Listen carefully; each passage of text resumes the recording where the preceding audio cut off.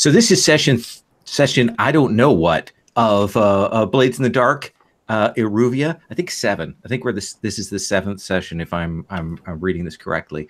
This is part of the Gauntlet Hangouts, which is an online community of role playing, and we do games, a lot of 2, 3, and 4 shots, but this is one that goes over the entire second quarter. And we're playing with a slightly different setting from the standard Blades in the Dark. If you're curious about the Gauntlet online community and all of our gaming, you can check us out at gauntlet-rpg.com. I encourage you to go in and check that out. We do signups. We have wait lists. In fact, we had a couple wait list people that couldn't make it. So if we'd had another person on the wait list, we would have had a 4th player tonight. So, you know, there's sometimes people that go, oh, I couldn't get into these games. Sign up for the wait lists. Do it. So anyway, we're going to take up tonight. Last time there was a pretty loud operation that went down, let us say. So I'm going to walk through sort of the post score mechanics here. I've gone ahead. You've hit the top of your rep. Just to tell you, so that's one of the mechanisms. So over time, if you've done the scores, your rep has gone up, and now you're at that level of rep where, if you wanted to, you could spend the coin to go up another tier, for the crew to rise, go up another tier. It does mean that you have access to better things. It increases the size of your gang. It does mean you probably need to, as we've kind of been pushing on in the fiction, find someone to ally with or to act as a patron. In Blades in the Dark, Duskfall, you actually start with a gang that you kind of owe to. In this particular version of it, doesn't have that built in necessarily. So the gang, our crew, will have to think about how they want to do that. Now, the other thing that happened last time was that they blew some people up. Now, I'm going to consider that small area a contained operation, which only generates 2 heat for the crew. However, once you kill people, that adds another 2 heat onto that. Now we subtract. Did we because kill anyone? Well, you brought those building sides down on those people. I thought that was just, you know, rollicking NPC storyline why they had to fall back. No, I think there's at least one person belonging to the Iruvia gang who is most assuredly dead. Okay. Okay. So that gives us a heat of 4. We subtract 1 because you have the special ability of just passing through, which is nice. So that reduces that heat. So right now, the group's heat is at looks like a 7. Okay. So what does that do? What that means is I'm going to roll some dice based on your wanted level, which is 0, which means I roll 2 dice, take the lowest, and then I consult a entanglement chart in the highest column to see what's going to go on. And I will give you a heads up on what that's going to be, and then we'll talk about downtime. So I'm going to roll 2d6. So that I could be the instrument of your doom. So that is a 1 and a 3. So the lowest of those is a 1, which means that we'll talk about this after downtime. It means either that one of your contacts, patrons, clients, or customers will switch allegiances due to the heat on you, or essentially the guard will round up one of you to question about your crimes. So that is in your hands to decide once we get done with downtime. And downtime also allows you to reduce heat and do a number of operations and things like that. So we'll come back to that. Are there any questions about those choices or those mechanics? Okay, no. So we're going to go to downtime then. And in downtime, everybody gets 2 actions, 2 downtime actions, which includes acquiring assets, training, indulging your vice, if perhaps maybe you've used up some stress. Doing a long-term project, like Sherry is right now working on a ritual. If you've taken a wound, you can do a recovery project. You can also reduce heat on the crew if you want to spend time doing that. Those are the basic ones. Long-term project is the most generic of those. It can be used to do anything. I think I mentioned acquiring assets. If you acquire an asset, we're going to describe that generically, so that you can say, I'm just going to pull it in. Okay, we have this asset to do this thing. I might have you describe a type. So Sherry, what do you think is going to be your first downtime action? Oh, for the love of God, I need to indulge my vice. Okay. So again, your vice is going to the galleries? Yeah, it's essentially, yes, trying to get as close to, I don't know, if not possession, as close to being part of that crowd and around those beautiful things. Now, we've established that there are these painter families. Mm-hmm. They're competing painter families. There are at least 4 of them. They have association to the different noble houses. Certainly, that has varied the different styles and different things. What's the current for you? What do you think the current controversy or battle or hype is amongst those painter families? It's a very important thing to the local society. Well, the big thing right now is that definitely, let's see, give me 2 of the family names. Let me find the 2 that I have in my thing here. Hang on one second.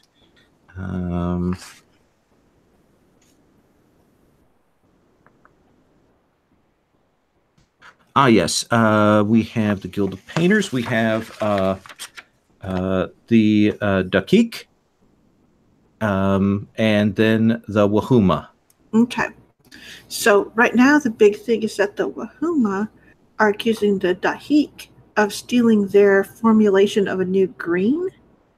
But they can't prove it because they haven't got any samples of the new green that they've come up with.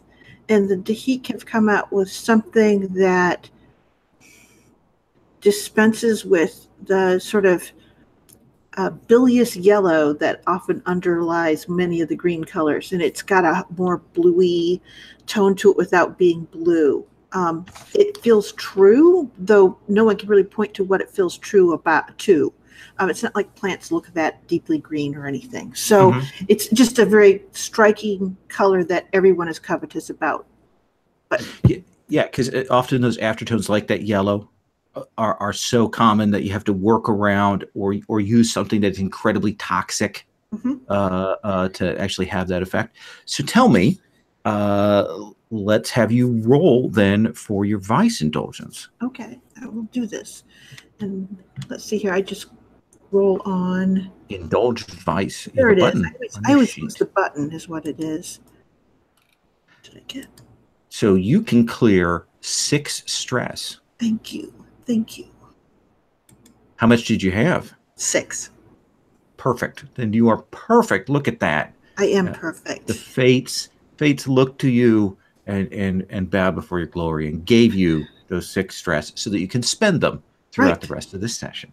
Okay, I think we're going to do. There are only 3 of us here this evening. Oh yeah, Bijan, what is your first task here amongst the downtime actions? I think I am going to also indulge my vice. I have 5 stress, so 5 stress. So the odds are very good that you won't have a problem. Exactly, but in order to do this, I have to get a vice purveyor again. That's right. You have to do that first. So, what happened again last time? Let's go over again. Last time, I thought it would be a good idea to take some sacred stone from my people and then craft a weapon of destruction or killing with it, and that was a little bit of a no-no. Yeah, they did not care for that so much. Yeah. So, who? That's a ritual ceremony, an obligation that you have to sort of tied into your religious background, your family, the great fire that's in the center. There's all of the water bearers. There's all of that sort of ritual accoutrements. How would you go about finding a new way to express that, a new way to indulge your vice, to clear yourself of that? I think that I would probably need to seek out a different family member, maybe someone estranged or something like that. Or it could be like a community service type thing where I just have to get back into their good graces. Like it's I can't believe you took this rock. You need to save so Yeah, many Hail yeah. Marys. Yeah, no, except it was the murder knife. Yeah, So it was maybe a rough. little more severe. Exactly, yeah. I it was a loose allegory. So it was a simile for murder. Anyway, Yeah. tell me, what do you think is the appropriate action for you to roll to go and like try and find someone to help you with this, to work you through this process? That's a good question. Maybe I like the idea of me going through some religious tomes or artifacts or something like that and studying them to find a place that has a similar makeup, and then my penance will be to sort of like try to reconstruct it or something like that, maybe. Okay, I like that. I like that. Yeah, because I'm assuming whatever it might be, someone will be guarding it or. Oh, so you think you want to steal something? Well, I don't think I'll steal. I just mean like find somebody and be like doing my penance with them in kind of a maybe not a performative public way, but making my penance through them and hopefully repairing that relationship with the other people by slowly showing that I'm like being good. So I think attune would work if we're talking about the sort of the magical side of things. I think consort or sway certainly has some merit there. Do any of those appeal to you, or do something else you think would be better for this action? Let's see. I am. Even study. Yeah. I like all of those. I guess it depends on like what is my plan to specifically find this person, I guess, right? Yeah, but you don't need to establish that. You just Oh. figure out. You tell us the skill. We'll roll, and then we'll see what happens. Okay, I like study then. Okay. Yeah, maybe I dust off some of the stuff from my family that I've never really looked at and try to get in touch with my roots again. Absolutely. What is your study? My study is 1, Then you roll a die. and it's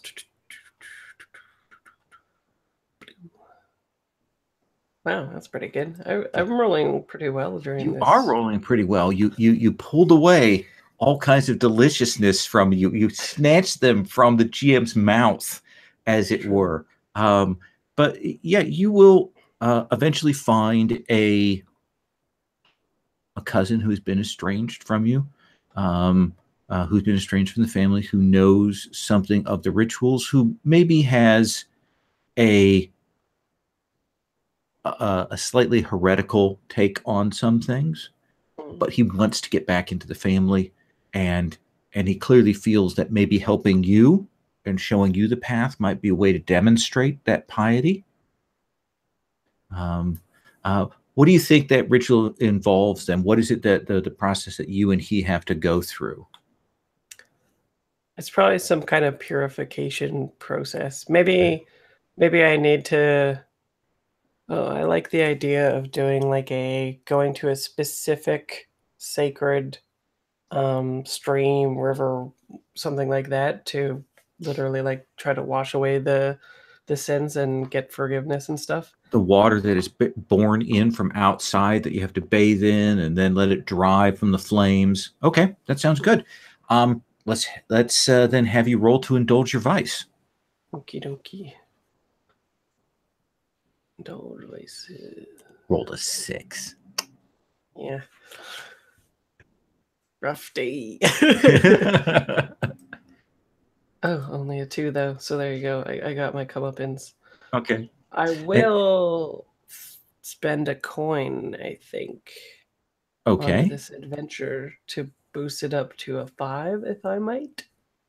Yeah, I think that's. Let me think. With the clearing the stress, does it go up another? I think actually, with clearing, does it go up another? But there's not really with clearing stress a result level, is there? I think it still is considered result level, and then you can choose between 4 or 5. I think, but I'm not referencing the text when I make that claim. Okay. Yeah, I'll check that later. I'll remember that, and we'll check on that later. But that seems a reasonable way to handle it either way. Okay. Okay. Let's come over then to Halal. Our Rakshasa. What do you think you want to do for your first downtime action? First, I want to ask, Sure. if you don't mind over much. I hit enough XP for my playbook. Ooh, excellent. Does that mean one of the special abilities? Is that what that is? Yes. Okay. You can raise one of your action ratings, as long as you don't go up to 3 on something. Mm-hmm. I think maybe more. Or you can get a special ability. Okay. Special abilities are more delicious. Yeah, and that's definitely what I think I want to get. I had looked at the Black Speech, which can communicate with animals just as easily as it can with people. But I don't know how much we would use that. Mm-hmm. And I looked at Ghost Hunter just because that would be pretty awesome to have my animal do. And then there's Scout, which would probably help the party more. If I do that Ghost Hunter, do you think we're going to get things a lot where my animal is involved in doing so? Are we dealing with a lot of supernaturals? Well, I will say this. We would modify that to be more demon huntery, and that kind of thing if we were going to play into that, because one of the things about, of course, Uduasha is that the ghosts do get burnt off by the fire that's in the center. So certainly we can lean into and pull that demon stuff into the fiction more, but the ghost stuff is a little bit out. But that's entirely on you. I will curve whichever way you want to go.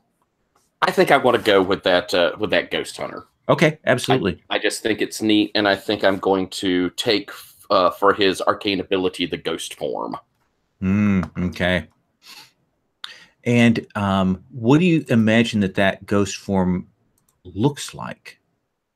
I imagine that he goes kind of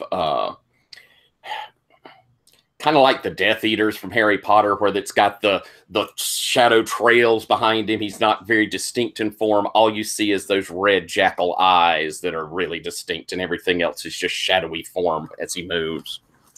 Okay. That seems good to me. Cool. I like that. So now what do you want to do for downtime? I'm going to have to indulge my vice. I am stressed out. Absolutely. All right. And there is an indulge vice button. And I will do so. Oop. No bonus dice. Submit. I got a 5. 5, so you clear 5 stress. That is a decent result. And this is, again, you going to the prison tower. Yes. And making your way in, and certainly this seems to have done something for you since it cleared that much stress. Yes. And, I hate kind of just hitting the same things over and over with that scene. Well, let me ask you this. You were involved in the deaths of some people last time. Mm-hmm. Does that affect you? Does that affect you in any way, mentally or physically? I mean, you're a very strange person.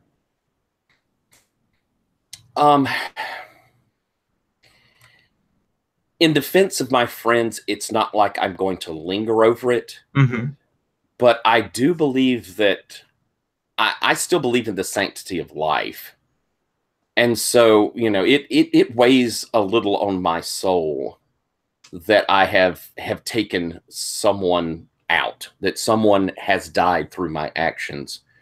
But I probably consider it just one more of the sins that it is my destiny to carry. And I imagine that when you're there at the cell and your wife sees you this time, she says, "You look different." I've been forced to take more lives, my love. I don't know how that could be. You look more human today.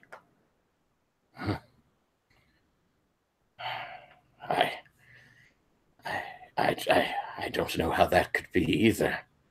I certainly feel their deaths in my heart. But, and I will get this contemplative look as I go, oh no, is my curse that I am drawing the life from those I kill? Am I really that awful? And it'll probably show on my face. My dear,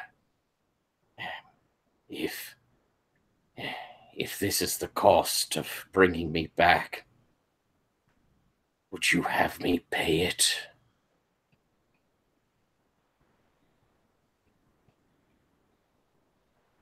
I don't think she answers you.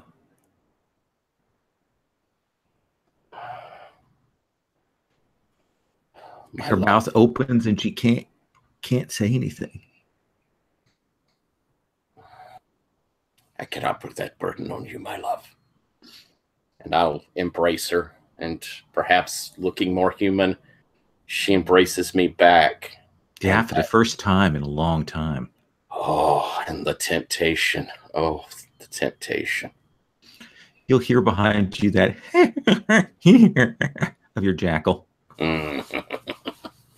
Marvelous.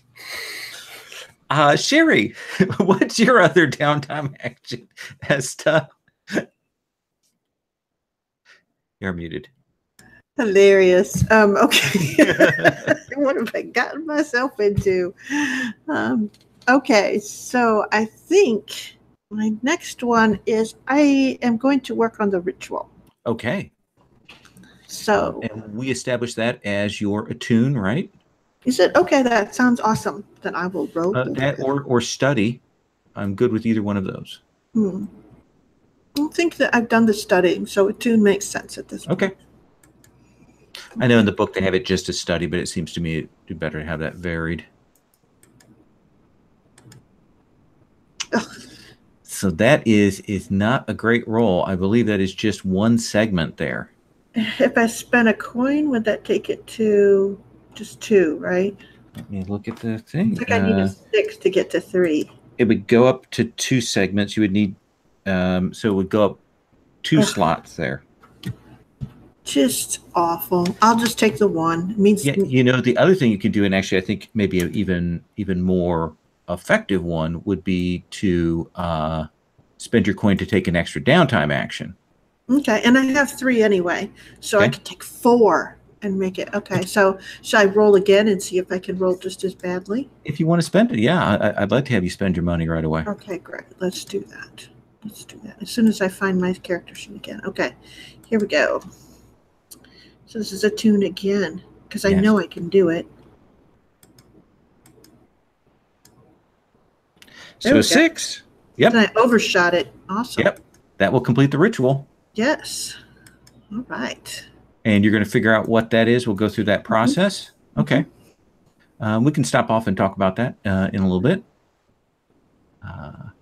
Let's come to then back to Bijan for your second downtime action. Yeah, I think I'm going to... How much heat do we have as a crew? 7. Okay, yeah, I'll get on that. Okay.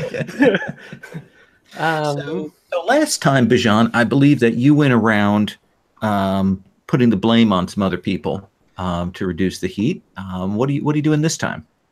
I feed through an anonymous source. I'll feed the paper, the local paper, saying that the reason why those people got killed in the natural collapse of the building was due to the improper leadership of the radical fundamentalist Nozar, who was leading them to their deaths. Ooh, gonna pin that blame right there. All right. Yeah. What do you think that looks like? Consort, sway, something else?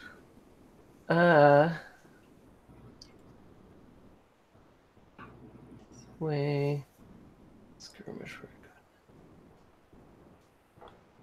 Yeah, that's interesting. Probably something like sway, because I'm convincing them of something that is not perhaps quite Not entirely true. Yeah. All right. So go ahead and roll sway. Alrighty.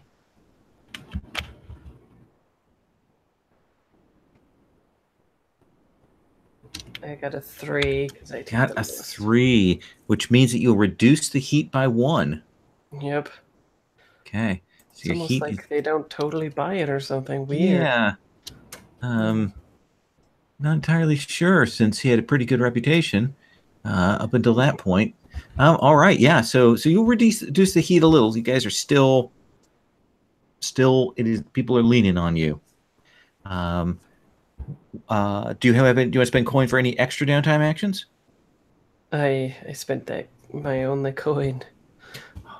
I'm dry. You're dry, out of coins. That you guys are gonna have to do something about that. And then let's come back to Halal. I believe training is a downtime action. Yes, it is. And that does what? So you can train and mark an XP in one of your attribute or playbook tracks. Okay. Or if you choose to train in prowess, you get to mark 2 XP in that track. I would like to train in prowess. Yes, you're losing money not training in prowess. All right. And is there a spot to roll that? You don't roll it. You just get two ticks in it. Yeah. Oh, wunderbar. It's one of the downtime actions that you don't have to worry too much about. And I would like to spend a coin to do an extra action. And what extra action would you like to do? I'd like to heal. Okay. All right. We established that you have a tier 1 physiker at your disposal. Mm-hmm. When I leveled up, I took physiker, so I could go with and help, perhaps. Wow. Okay. Yeah. So to do physiker. So now you could roll Tinker to assist him on that. Yeah, and everyone in your crew gets plus 1d to their healing treatment rolls. Okay. Yeah, so then we just roll 2 days to take the highest then, it sounds like, right? Okay. So I would be better than the person he would be going to. So it'll just be me doing it? Yeah. Okay. And I think there's probably a moment when I have to show you. Jean, will you help me with something? Of course, I'll help you. I suppose it's best just to show you.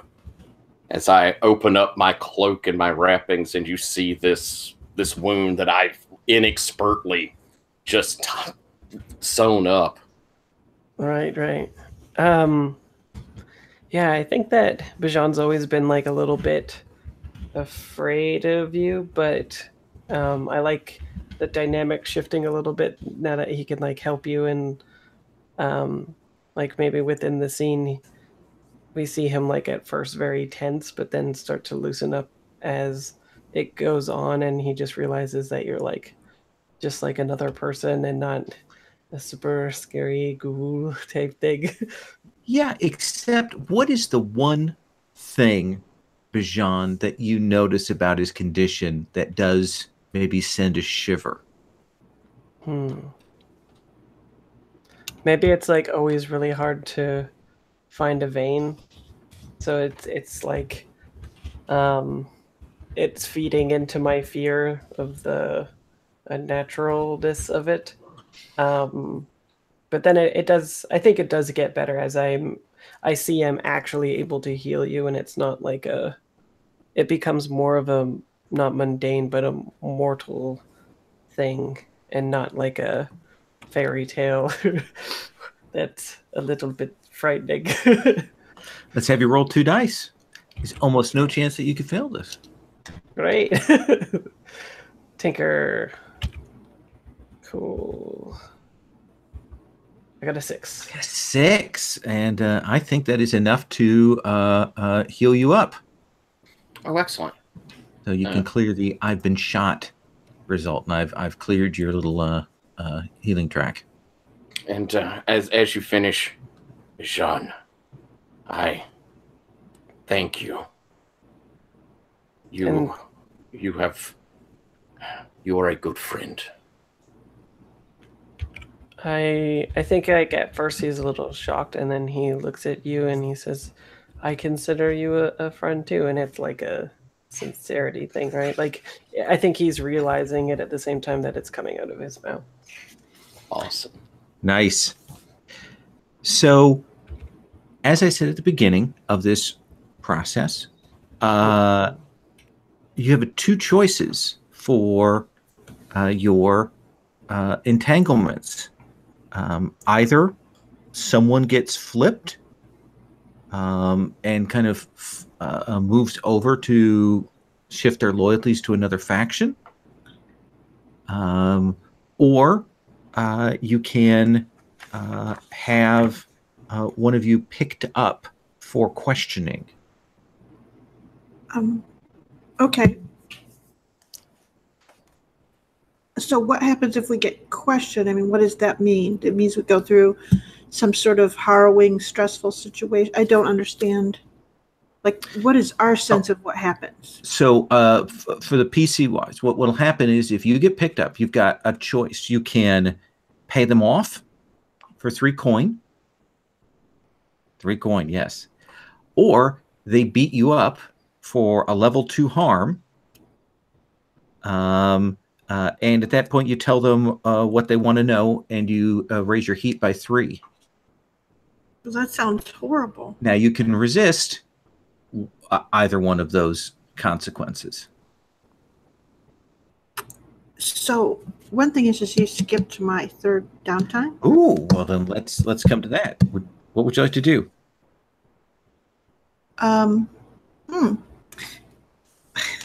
Well, that's the thing is, let's see here. I guess I'll bring my heat down. It's not going to do anything about the entanglements, but it gives me a little time to stall and think about it. There you go. Okay. And how do you reduce the gang's heat? Let's see here. Well, this was about a loud, like that loud thing that happened in the situation. Yep.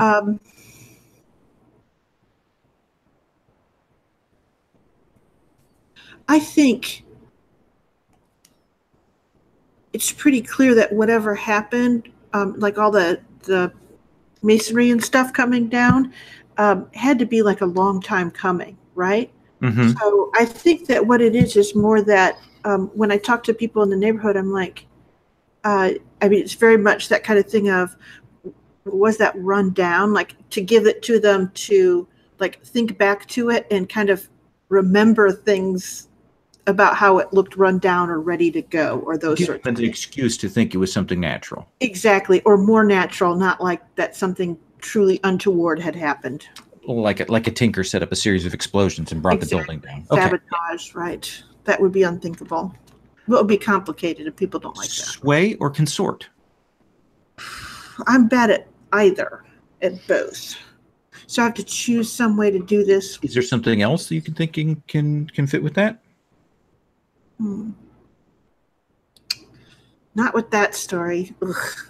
Dang it. Well, I got command, but I don't think that works. I've got survey, so I could point to things and go like that and like that. That's about. Survey is about understanding what's going on in a situation. So, I mean, I could see an argument for you just spending your academic expertise around, doing a little bit of when people are talking in various, you go to various tea houses and interrupt people and go. Exactly. All right. So you troll the tea houses, okay? All right. Let's have you roll.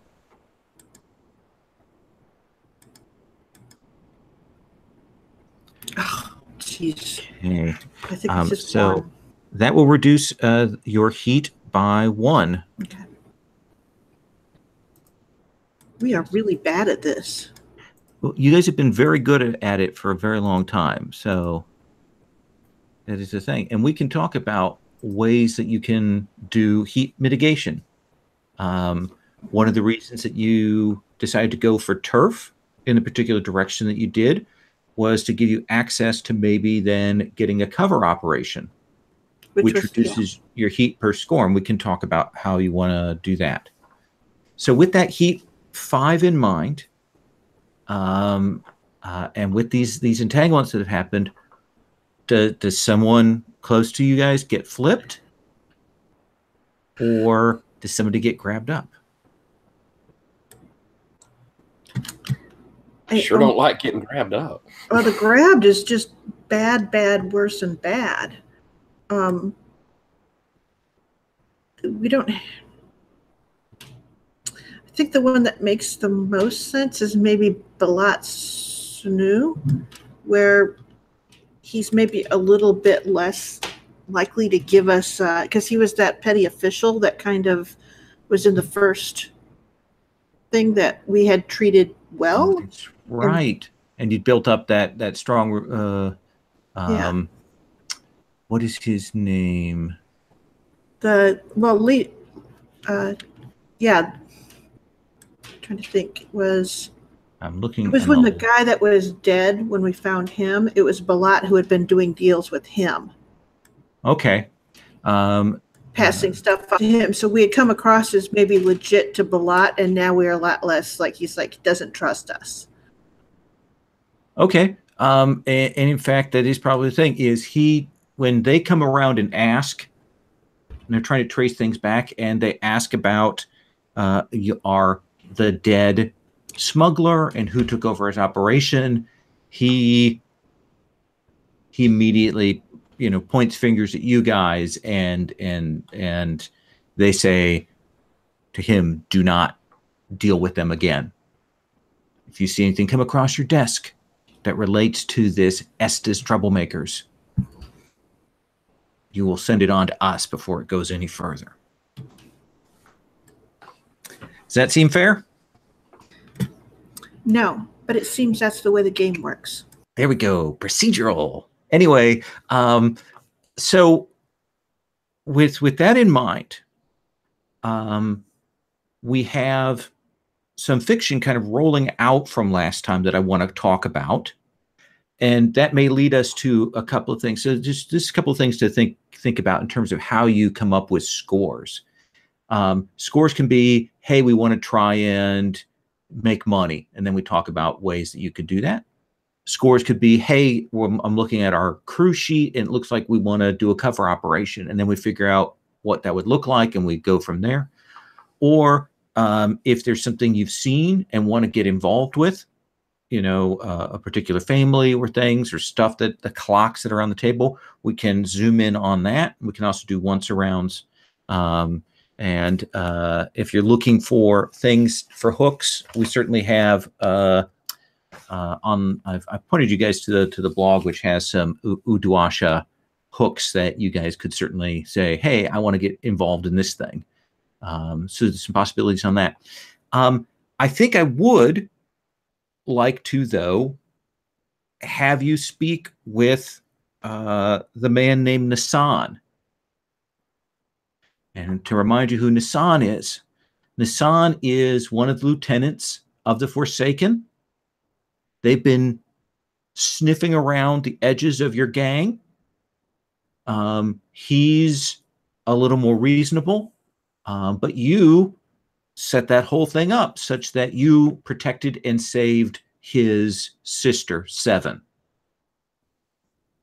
And so within a day, you would have an invitation for the three of you to come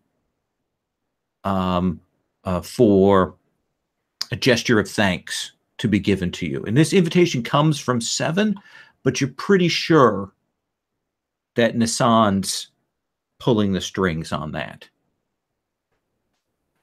And I assume you go.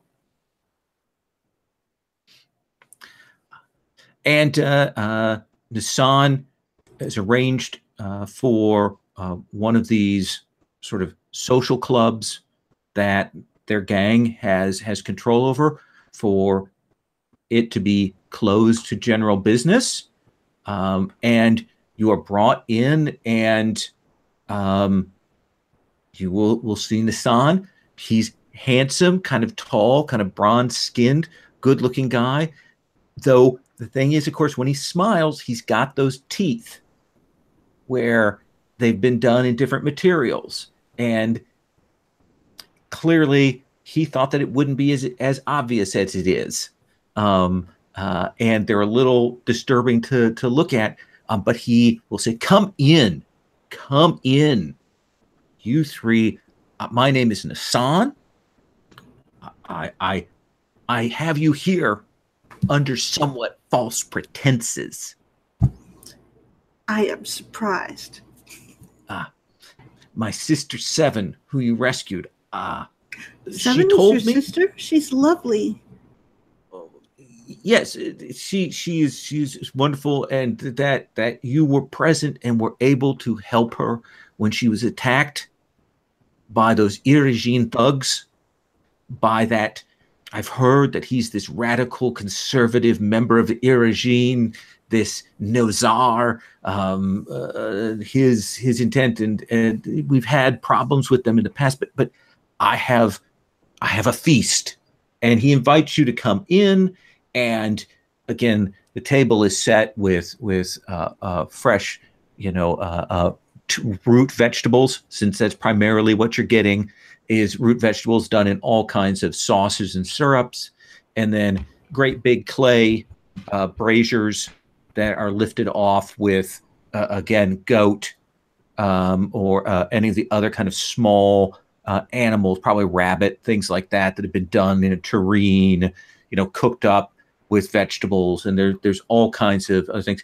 Lots of honey. Honey is in everything. Honey, and everything smells of rose water as well.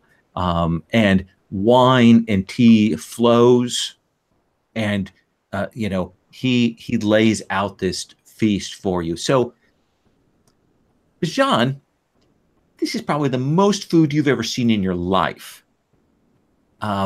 What's your reaction? To pace myself, lol. I don't know if you know this, but if you eat really fast, you get full really fast. So I have to go nice and slow. And I had a friend whose theory, in fact, was you eat fast so that you eat as much as you can before your brain tells your stomach tells your brain that you shouldn't eat anymore.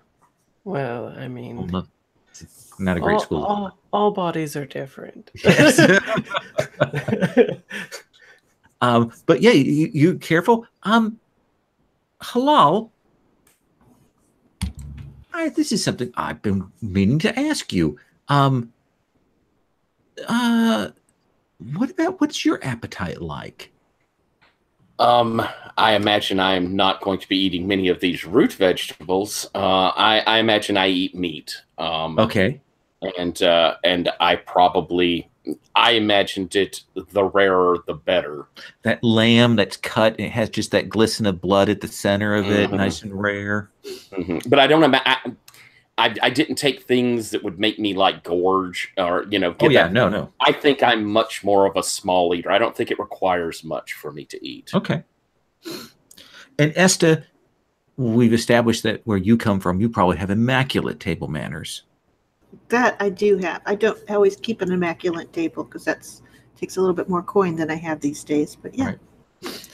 Right. But Nissan sits and he talks news and business and all of that kind of thing.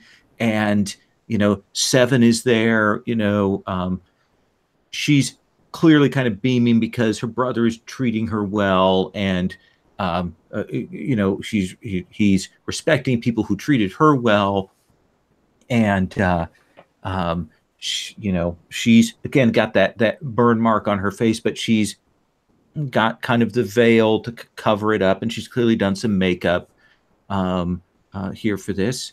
And towards the end of the meal, he will say, Seven, would you please go? I understand that our aunt is in the kitchen and she's preparing one of your favorite pistachio dishes. If you would go in and help her with that. And she would nod. And we'll get up and head off. And Nassan will sit and will say, all right. We nod. Say, so we work along the river? You guys do too? I know who you are. And she says, and we know who you are. And people that come to us are the ones that are afraid to work with you. But we don't have any problem with you. Just seems like we could work together and we'd be getting all the money for the people that want to work for you, you have. And to cut on the ones who don't want to work with you, you have. And you don't even have to hit anyone for it.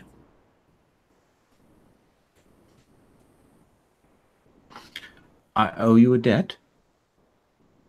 Regardless of how it came about, you have assisted my sister. And I have not heard anything bad. I've heard that of your crew that you are both honorable and perhaps brutal in other regards. Would you accept that assessment as truthful? I would say that when there is threat to your friends, you need to act immediately. If that ends up being brutally, then that was a poor choice on those who opposed us. And would you disagree? No, I would not. I would not disagree. So, I will make you an offer. And you can tell me what you think of this offer. We will provide your gang with patronage, with support, such that if there are higher, more potent, more powerful people who might begin to look at your interests and begin to look to take them away from you, we will help defend you. In return, we will expect a payment. And he will say, at this point, given your size, he says a coin, effectively, will be sufficient to cover this. And I will cover the first payment. You are generous. I pay my debts. Does that seem adequate to you three? We looked at Bijan and Jahalal. Well, I wouldn't say anything. I think I would follow Esther's lead, but I'm definitely like, we need their money. I think I give one good solemn nod. All right. Well, I will sit down with you, and we will knock out what neighborhoods are yours to work in. And we'll make those arrangements, and we will work out about which docks and so on you can operate via, and which ones we can help you with. I will speak with Torek and make sure that he agrees to this. I don't think there'll be any problem. Know that by joining our side, you will be friends to us. You'll be brothers, sisters. But it does put you in the crosshairs of, at this point, the Irugine.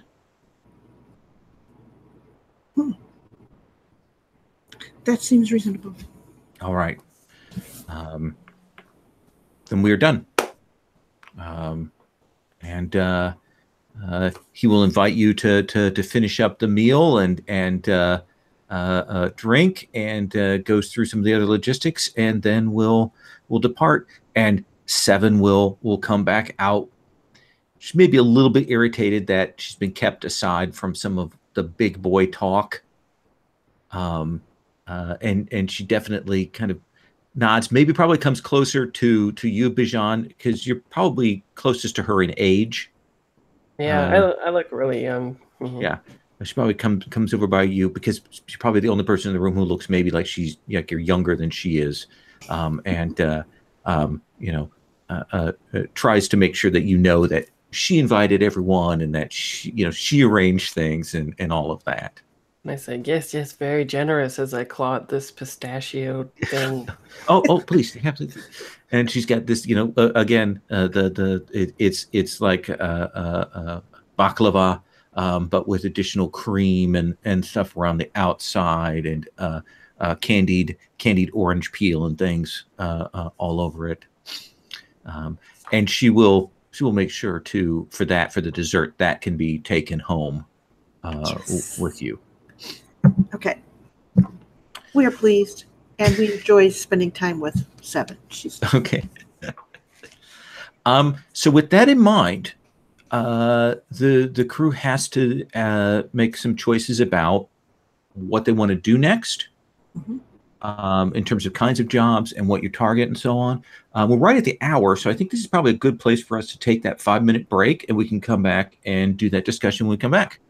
Okay. So we'll take 5.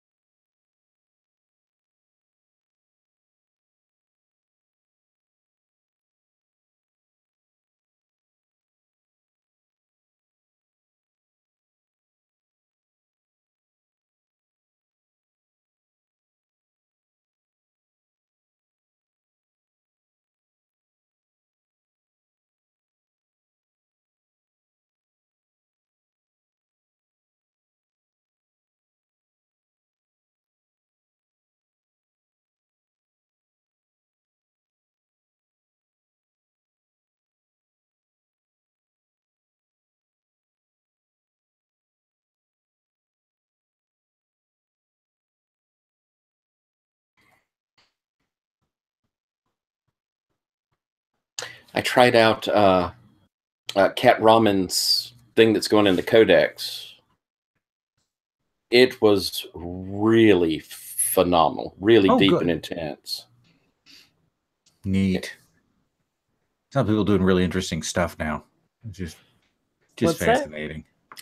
Cat Ramen did a thing about cross-dressing subcultures in the early 90s. Oh, cool.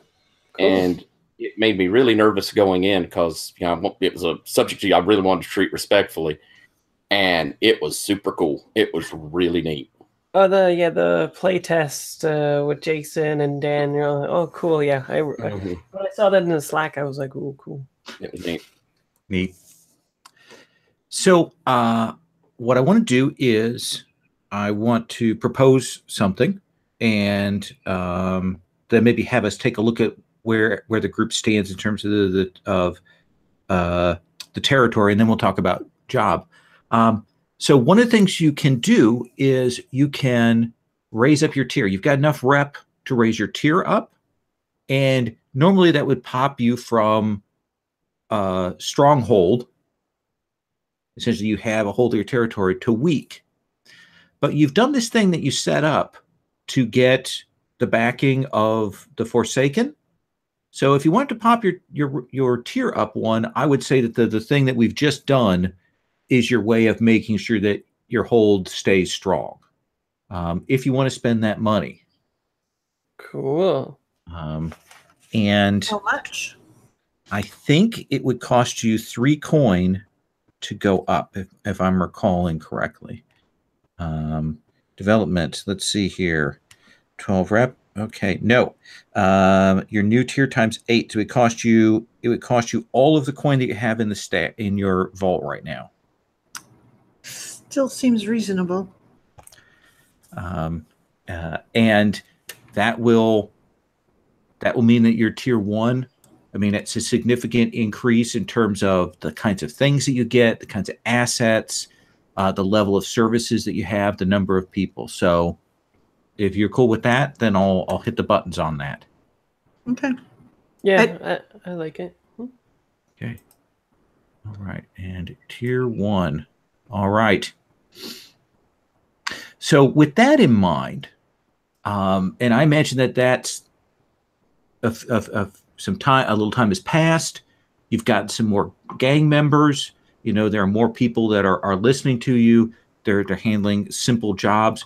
The turf that you have is both your lair and that warehouse that you took over, that you use to do exchanges and things like that. And you've got your access with your boat. So, with this new paradigm, with this new situation, tell me, Esta, what are you doing? Are there particular kinds of jobs you're looking into, things you're doing, angles that you're taking for the gang that we can talk about? I want to do a once around on that. Okay. Sure. I think one of the things is though we've avoided the Forsaken. I think it almost makes sense to get a better sense of really what is the shape of the Forsaken, so that we know who we're dealing with and where we're dealing with them, and what the boundaries, like what's Forsaken territory and where is that a little more shaky. I think that's a personal safety thing. Does that make any sense? Oh yeah, no, I think that's a really good idea. So do you want to do this a gather info, or what do you think you want to do there? I assume it would be survey as opposed to study. It would be sort of thing of kind of going around and going, okay, those are Forsaken people and they're out in force here. They're kind of sparse on the ground here, and here it looks like they're the ones that are there undercover or trying to blend in. That sort of thing is what I'm thinking of. Perfect. Let's have you roll survey. Okay, as soon as I find my character sheet again. Because you're going to lose it again. It's like the internet is hard for me. Okay. Here we go. Oh, this Baja Blast is terrible. Why do I drink it? I got a 4. You got a 4. So that seems to me like I'll give you some basic info and then give you a follow-up question. Does that seem fair? Seems like a great start. So down at the locks, down in the very southern part on our map of Utuasha along the river, they have a big warehouse that's their kind of HQ. And they probably have the most lucrative big smuggling operation. Several boats. They've got strong contacts among the laborers and among the dockers. They've got, a smart system for hiding contraband around the city. And they've got some connections with the people who handle the tariffs and those kinds of things. Their enemies are pretty much the other gangs, and the Ilaim, which are the sort of the guys with the hawks that are the typical city guard, and then also the Gualim. And we haven't talked much about the Gualim, but the other force, the sort of security force that is supposed to be for the city, but kind of actually works at the behest of the nobles, the various families, are these black cloaked figures. They are covered head to toe in black cloaks, and those cloaks are wrapped to them by silver wire. And they are said to be guards people who are given visions and go and enter into the service. And after a time, they are wrapped and swaddled completely in that black and become something else. Does that something else smell like demon? Oh, yeah. Both for you and your Rakshasa, you can tell that there's definitely something being done there, some ceremony that makes them servitors or connected. You might be even able to tell sort of which of the 4 demon princes they're attached to. Okay. So that's an important thing. But anyway, they sometimes get in the Forsaken's business, as others might. But they're definitely a ragtag group. They're the youngest of the gangs, and they're made up from people cast off from the other 3 gangs. And they have sort of scrapped and fought their way up. There was another smuggling gang that fell out a few years ago, and they kind of rose up in the ashes of that. So with that in mind, what's the thing you want to know, Esta? Most important thing that you want to know about this gang?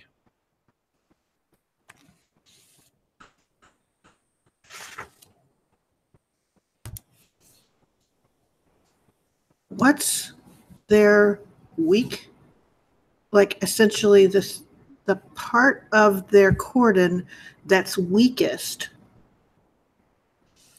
like that's actually pretty close to their actual operations. Like if I were going to go after them, that I would be pushing there. Well, the biggest challenge that they have is that, so you see how the docks are in the southern part of the map there on roll 20? Mm-hmm. And then you move up into the Sukurat. Yep. By the way, I will say all these names differently every time we have a session. That is one of the sort of the noble section of the city. Now, you guys are in the very center of that area, because that's where all of the servants and maids and all of those people live. So you're kind of in the working class area of that. But otherwise, it's a very wealthy neighborhood and areas, which means that it's patrolled more highly, and it's the choke point for the Forsaken is getting goods through there to the other areas of town. They have to be very careful. It takes them a lot more effort. It costs them to get out to the other areas. It means that sometimes they make less because they actually have to have people come to their area to pick things up rather than taking them to places. Okay. All right. Does that seem like fair info? Yes, it is. Thank you. Let's come to Bijan. Bijan, there are now people who come to you and say, Master Bajan, what should we be doing? What does that feel like? Is that what you expected, or what? Yeah, because my trauma is reckless. So yes, this all seems very normal to Pajot. He worked hard and he's getting recognized, and his recklessness has no repercussions whatsoever for That's right. There's no cost. Yeah, exactly. So yeah, where once he was a boy huddled into a warehouse, now he is in his rightful place for taking chances. What kind of people in the gang are attracted to you? Are there people who want to make sure that everything's cool with you, like big brother figures, or do you attract the other sort of slightly crazy people in the gang to you?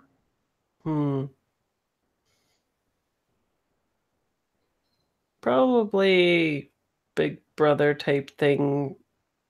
Just like like every time we have dinner and stuff, when those people are around, I imagine the rags to riches story comes out every time, right? Like, and it changes subtly every time to like, you just have to make yourself indispensable to people. And so you had some very good luck with your explosives last time and so on. So what is it you are doing, or what is it that you're looking into? What do you think is your day to day? I think day to day is I'm looking to figure out more of my Ghost in the Machine stuff. Okay. And tell us what that is about. So the move is you can make inanimate objects move on their own, as if possessed by a ghost. And I realized last session that I never really had touched on that, other than asking if my fellow compatriot was an inanimate object that I could move. That's right. I forgot we tried to abuse that. Okay. Yeah. And so I can make these objects function as a weapon and stuff like that. So I imagine him sort of like either talking up people or fiddling in the workshop, like that warehouse that that Bajan had been first found in, I think has become somewhat of a like warehouse/workshop thing where he's trying to figure out his gifts. One thing that you can get as an assist is one of the people that the group met very early on is this older woman named Rubate. And she's this kind of insane inventor. And she had things stolen from her. And it turned out that she had made this demon-powered dictation machine. And that she kind of had gotten it stolen from her because she liked sleeping around with pretty young boys. And one of them had taken it from her. But she's a kind of a friend of the gang. And so she could certainly act as a mentor. And by mentor, I mean a person who sits across and blathers on and maybe says a few interesting, useful things. Yeah. And yeah, I've been warned to, because she likes young boys, right? She's a little handsy with the hands. Here, let me help you with that. Yeah, trying to do the ghost thing, where you're making the pottery there or whatever. Yeah, exactly. I've got my wheel. Yes, if I need any help, and I'm like, I'm good, actually.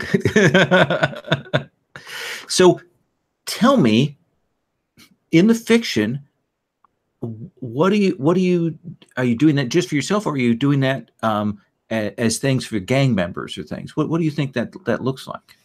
Do we have a type of gang already? No. It's the people that you have around you. They haven't spent anything to get additional people, so you've just got the loose, 7 or 8 people that are gang members in quotes. Gotcha. Okay. But they're not thugs or rooks or anything interesting yet. Right. Okay. Then I think I'm keeping that close to the vest until we Okay. can trust them a little bit more. That makes sense. Yeah, I think it's sort of like a when I can't get up or when I can't sleep, I get up and I tinker with these things to try to figure out how it works, basically. But if they're not like official cohorts or whatever, I don't want them like blathering about it on the street or anything. Sure. Especially after I collapsed or somebody collapsed that building. Someone collapsed. This building went down on its own. Yeah, word on the street is it was not structurally sound, but I was there. So do you want to gather information or do you want to make something? What do you think? What appeals to you? Maybe gathering information then, yeah. About maybe what? What kind of thing? Maybe about Oh yeah, I'd like to maybe look especially with this episode with the theme of me looking into my past, maybe going through that same sort of doctrine with my cousin and stuff like that, and he's like teaching me all that the stuff that will reform me and everything, but I'm also searching through it for anything in our family line of people who could do this as well. Oh, okay. Let's have you roll study, I think. Yeah, cool. Studying. 5. Oh man, I've lost my power.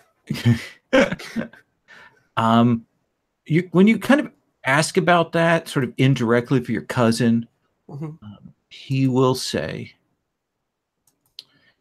there is, and he clearly doesn't want to talk about this, but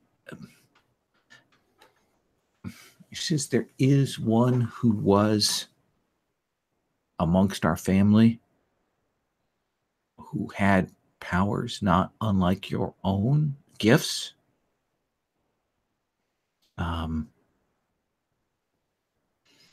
But he left the family to pursue a different path.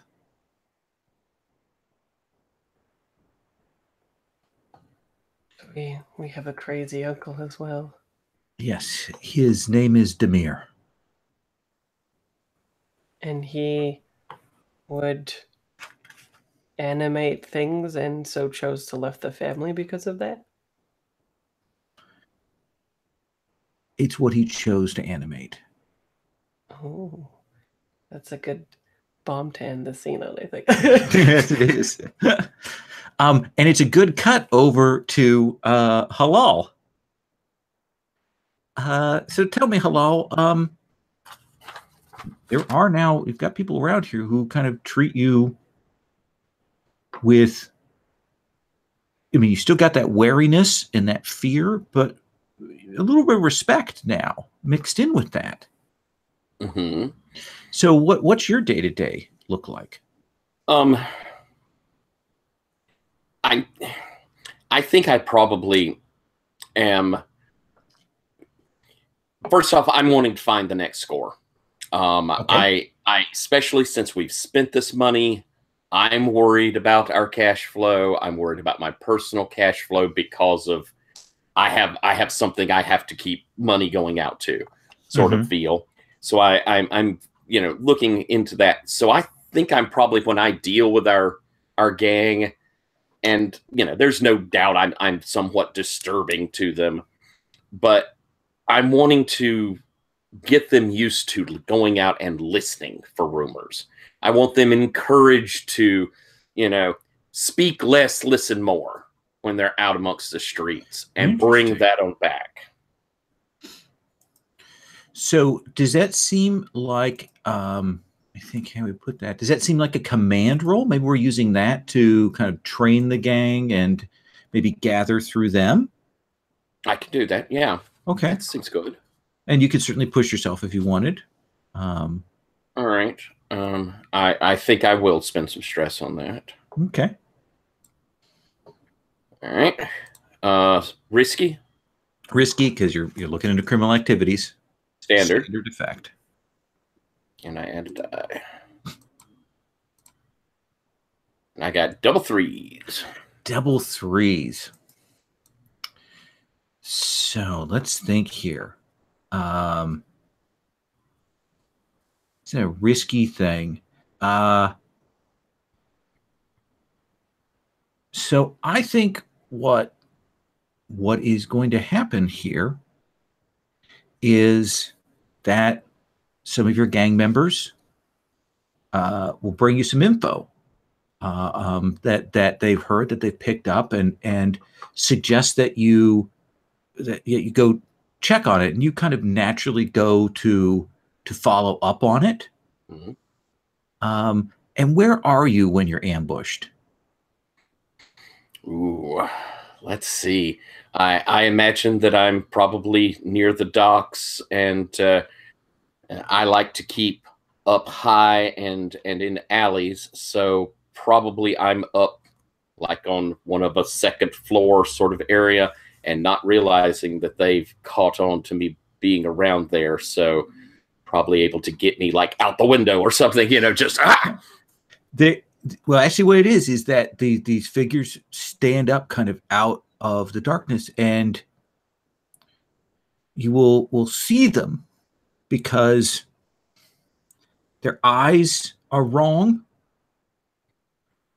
You see that there are scars around their eye sockets, and their eyes are different.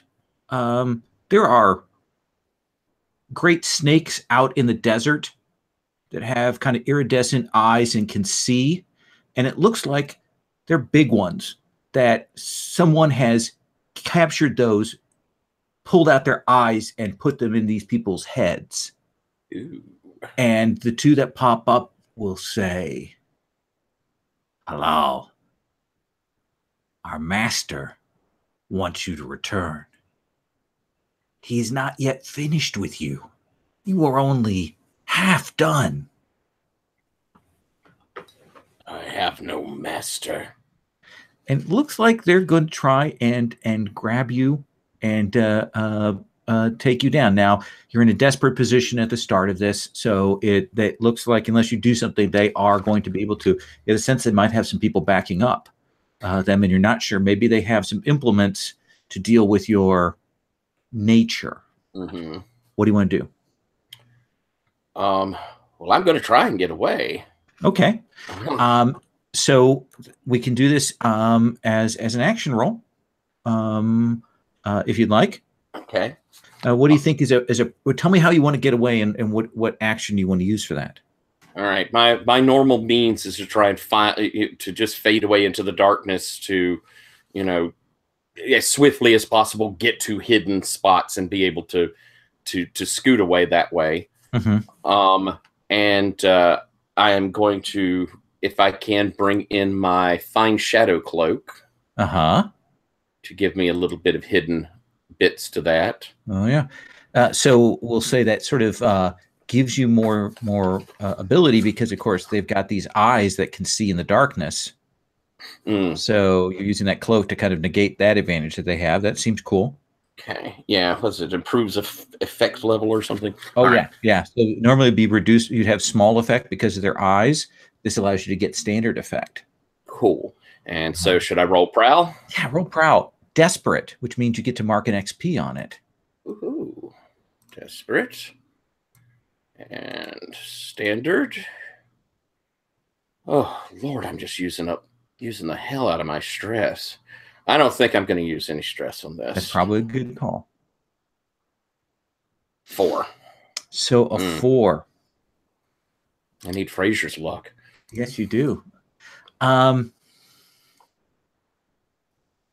So I will say that you can get away, but that one of them fires something off and hits you, and you feel it kind of spray, and you'll realize that they fired something that has almost done kind of a glowing silver tattoo in the side of your face, and it's bright, and you expect that it is a marker.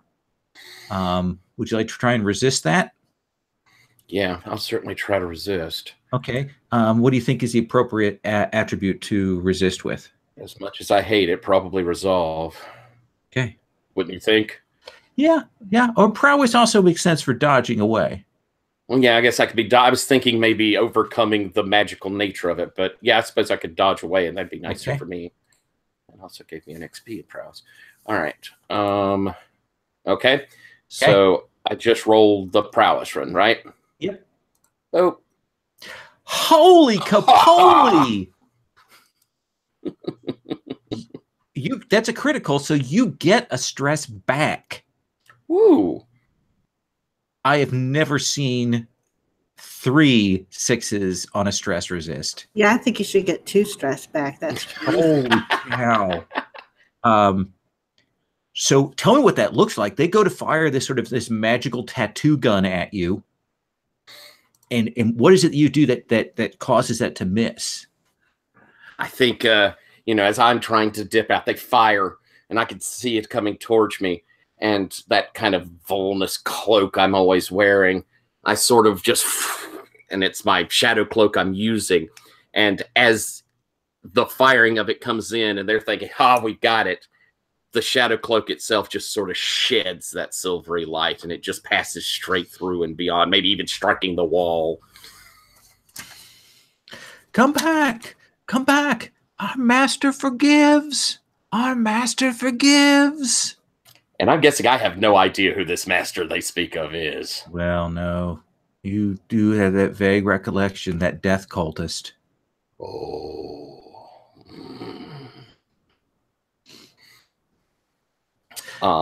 And I will go back, not to continue on, but sure. I will go back and immediately let Esta know what happened. Okay. I will not be hiding this, because this is bringing danger to the crew. So, Esta, you were told about one of your gang members being followed by some death cultists. Oh, goody. You've seen that before. You were hunted by an infernalist. Yes. All right. I recognize that sometimes people have complications in their past, and they come to revisit them. We will deal with this as it occurs. And I'll ask him what we should be looking for. And then he'll describe the snake eyes guys, and I'll go, okay. I do not wish to bring danger to you or the rest of this crew. And the way that we'll prevent that is that we'll all be watching for you and for those. And if we see them, we will act. What life I have left, I owe to you, Esta. You're doing okay on your own, too. And she gives him a punch in the shoulder. All right. With that once around in, and we've got some things on the table there. What kind of score do you think the group would like to look into? It also reminds me of a question that I have for you. One of the things we haven't decided yet is on the crew sheet, the crew gets to choose a contact, a kind of person that is a friend to the crew. And the possibilities are a dock worker, a drug dealer, an arms dealer, a spirit trafficker, an anarchist, or a tavern owner. So who do you think the crew has as a contact? What's a spirit tracker? Or, A spirit trafficker, well, they actually manage to capture ghosts and demonic essences, and they buy and trade and sell those on the more than black market, the darker than black market. You muted, Sherry. And I was so witty too. The soul black market is what I said. So what do you think? Well, I kind of like either the dock. Well, the dock worker is really prosaic, but makes sense. And the spirit trafficker is kind of interesting. And a tavern owner is safe.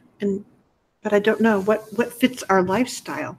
I almost have to go with something a little bit weird right now. Probably spirit trafficker. Okay. So Niall, Okay. spirit trafficker. Niall is from northern Iruvia. So she talked like this. Oh, yeah. There you go. Got some demon essences in this week, you know. It's all good, right? Hey, Sure. I know you need that for your alchemy and your tinkering and your ritualists and things there. So if you excuse me on my saying that, but you know, that's how it is. So what kind of job do you guys want? Do you have like a thing you want on the chart? Do you want to just get as much money as possible? What is it you want? I was going to propose fictionally we could move towards side business even. The cover operation? Yeah. Especially if we could make it something that would, how should we say, help out the Forsaken in that it was a way through that neighborhood. We have that warehouse. Something like that. Or, I was going for... Oh, okay. Did you guys already take some turf? Yeah, we actually, on the clue sheet, you'll see we have the turf that's right to the right-hand side. Okay. I was thinking side business because then we get coin and downtime every time, which would be good. Oh. And I was thinking -1 per score. -2 heat. -2 per heat per score. score, yeah. Which could be pretty helpful considering how bad we are at fixing heat. With your other thing, it actually becomes -3 heat per score. Really? Ooh. See, that seems tasty because I don't really want to go get beat up and have to pay 3 coins. Yeah, getting beat up is not the best, is it? Sure, yeah. I like cover operation. Yeah, I think that makes sense too, because we just had a really loud thing. So fictionally, I could totally see Esther be like, "Okay, folks, this is what we're doing here." We're gonna batten down the hatches some. Yeah, exactly. Go over to Bijan and be like, "Where's your explosives? I'm taking these away." Put them in the box. Well, have we established where our clock tower is? It is. I'm gonna actually let me grab the sheet real carefully. You see where it says Sukruat, that sort of circle there? It's somewhere in that area. Awesome. And then I'm guessing that the warehouse is too, right? No, the warehouse is actually down towards, I'm going to kind of ping the map here. Oh. Down towards there. Interesting. Huh. Could you ping again the clock tower real quick? So the clock tower would be up here in this area up here. Gotcha. Those of you at home are not seeing the Roll20 map. And it's animated. I've got these GIFs on it. It's just they got 3D in it too. It's really cool. You got to wear the glasses though. Yes. Geez. Okay. Well, that's cool. So we've already got a base up there, sort of in that area where they need to go. Yes.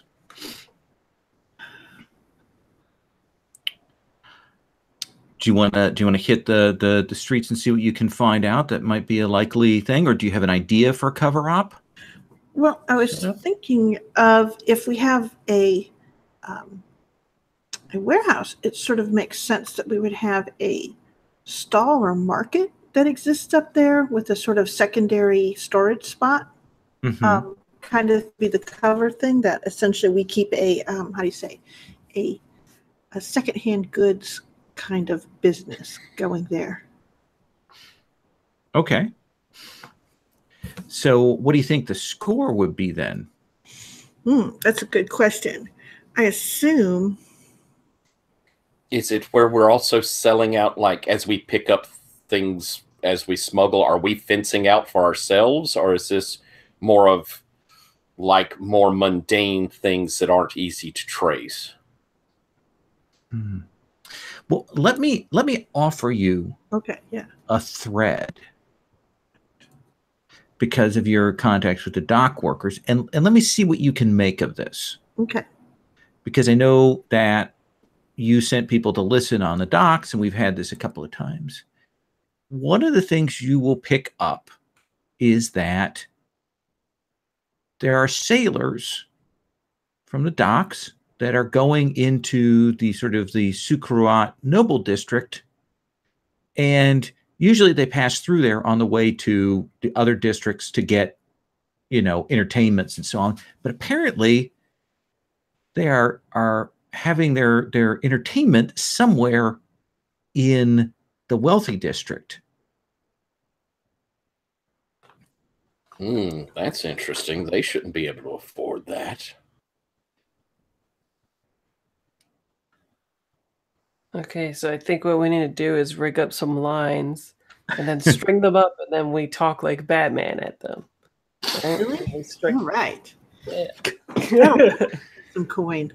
Where are the detonators? Well, sure. I would like to know what that operation is and see if it's something that we could step into.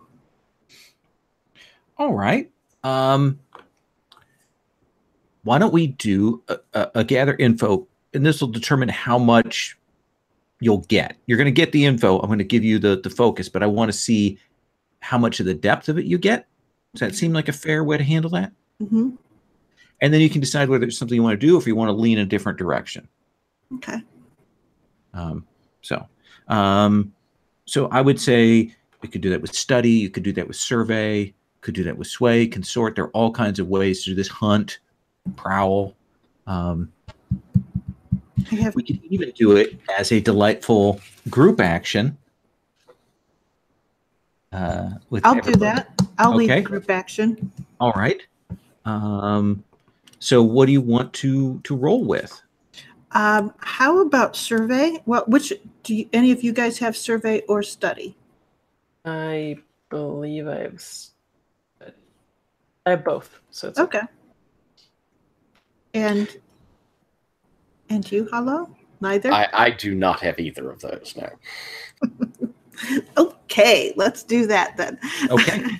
Why don't we go with survey? It's a little bit less book bound and a little bit more on the streets, which I think gives us the chance to ask more questions. Okay. So all of you will roll survey, and that'll have you roll 2 dice and take the lowest, Halal. Oh, weird. I got a 6. Look at that. Another 6. I like the idea of me taking Halal with me because I am just like a young boy, right? Mm-hmm. So I'd imagine that me just walking around the docks and asking questions would not get me anywhere. So in my head, me looking around and scouting and asking questions and stuff is really only me getting answers because Halal is right there being like, I will fuck you up. That seems perfect. For my roll, do I just put in 2 bonus dice to have 2 dice? No, actually, you actually roll that stat, and it should roll 2 dice for you and take the lowest.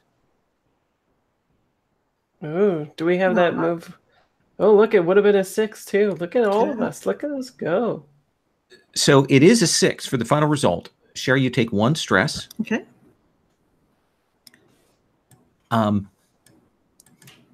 So I imagine we get a montage of you kind of doing that, checking up on things and switching off. And eventually, you will find a group of these sailors who are headed in to the district, and they go off the beaten path, and you kind of switch off and follow them, and they're clearly, keeping quiet, and they will go to one of these fancy noblemen's houses, and they very quietly go to the servants' entrance, and imagine that these are stone buildings. They've got some inner courtyard and so on, but there's a stone wall around the outside. This group of sailors go over to that door, and they quietly knock, and they speak with somebody, and they give the password. The password is Gabbett.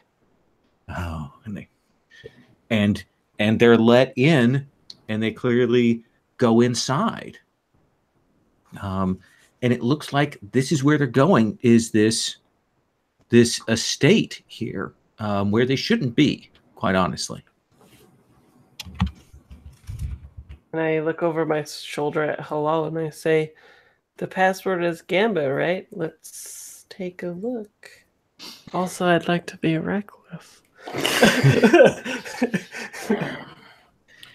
This sounds very dangerous, but stay close, please. Do not get too far away that I have to find you. I imagine Esta has, like, ever since she's met Bijan, she has, like, this one vein right here, right? And it gets bigger and bigger, pulsate a little, and yeah. Esta, I suspect that you will see them going up. Do you follow along on this entrance? Yes. Yes, I do, because I'm going to have to pull them out of there. So you knock on the door, and the little slat opens, and you will hear, "Yes." Perhaps an address. I beg your pardon? What? What was it called again? Or what was the password again? I don't know. What was the password, Fraser? As a player. As you hesitate, the password is Gannett. No. Nope. Yes. Gavin. Yes. All right. And this woman opens the back entryway and has you walk in onto the courtyard, and you can see that there's the nice estate house. You'll notice that all of the windows, the curtains are drawn on all the windows, and she will say, "May I ask who recommended us to you?"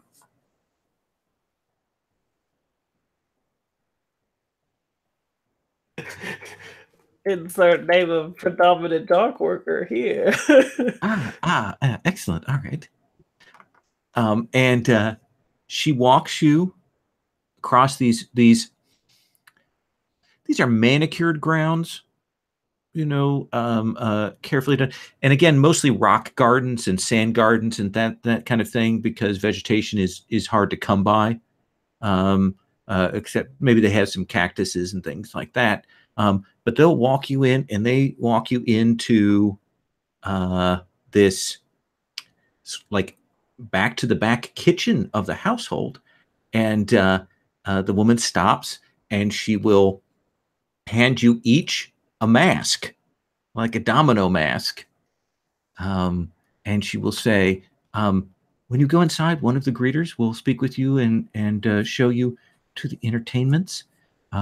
You will need to be out by 3, and that is a rule that is strictly enforced." I see. And who enforces these rules around here? You will obviously not have to worry about that. Right, but maybe her eyes dart somewhere.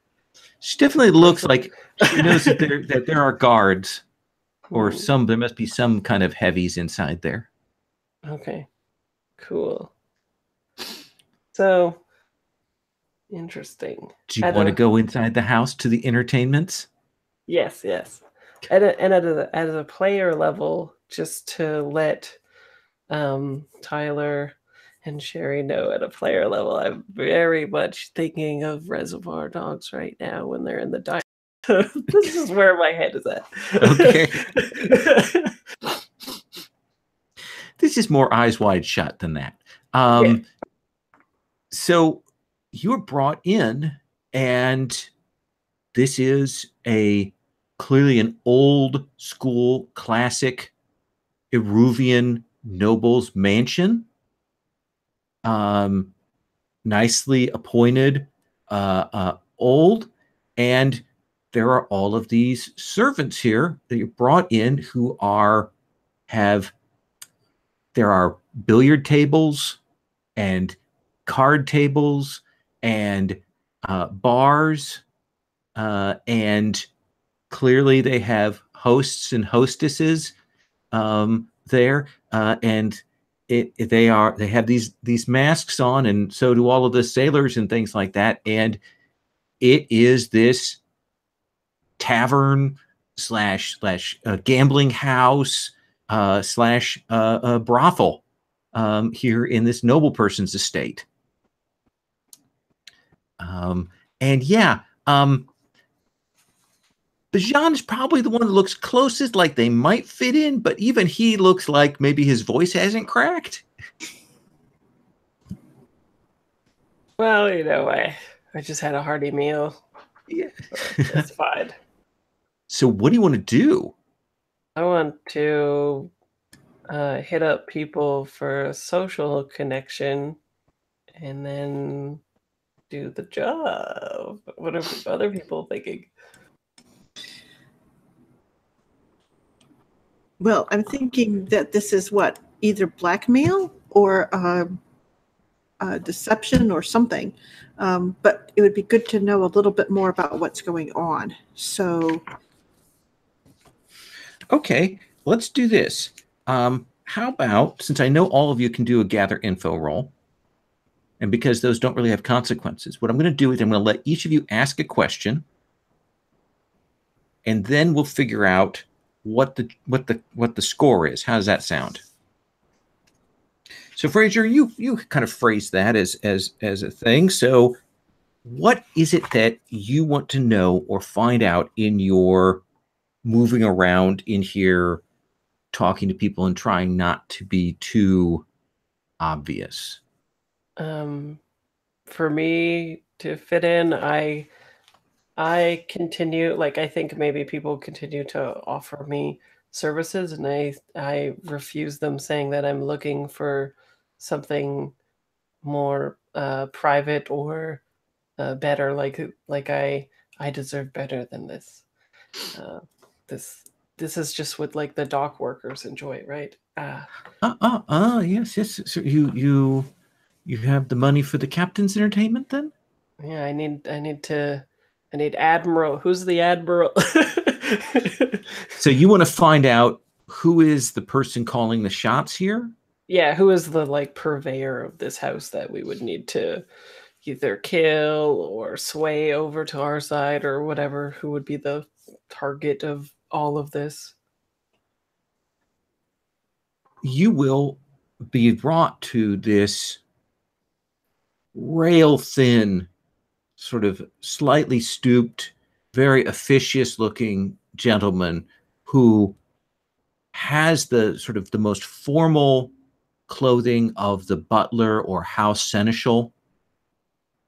And he comes and he will say, I understand that you had some special requests, things and indulgences that seem to me perhaps unusual for a man of your tender years. My looks may be boyish, but my appetite is of a man's. Ah, well spoken, good sir. Well spoken. Well, certainly we can provide you with many pleasures here. And he begins to talk about that. He would go, allow me to introduce myself. You may simply call me the butler. And I am Bajan. I am certain that one day I will be sated here. Excellent, excellent. And he talks price scheme with you in pairs and trios and services and mixed company and all of that kind of thing.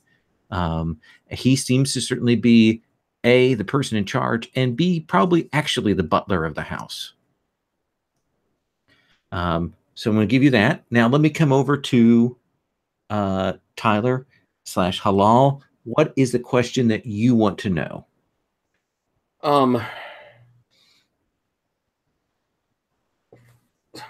Kind of what's really going on here. Is this straight up a strange sex club, or is there something more nefarious behind this? Can't it be both? Well, yes, of course. Well, I will say yes. You can confirm that. Yes, there are various indulgences. There are various forms of lotus being offered here, and Modoc and other alcohols and things, and it looks like they're raiding the certainly the wine/drink cellar of the household, and eventually you will kind of be like turned away, but you kind of move through, and you will find that upstairs in one of the upstairs rooms there is a carefully preserved and desiccated corpse of the owner of the household. Who looks like he probably has a surname, the Corpulent, given his girth and the amount of rose water and various other things that they've had to put there to keep the smell down. So they're keeping up a front that the Lord is still here, I guess. That does appear to be the case. And with that, Esta, what's the question that you want to know? Let's see, how much is it going to cost for us to make a few sample funeral invitations for the Lord, just to get the thing clear about what we're going to be showing them will go out in the mail to his loving family? Well, I'd say that would be no cost. It'd just be a tinker roll to do some forgeries, and we can flash back to that. All right. So I think that I'll makes help sense. Okay. I know. You're the person I'd be hoping for. All right. That sounds good. So one stress for the flashback, Okay. and then a tinker roll with aid to see how successful you are.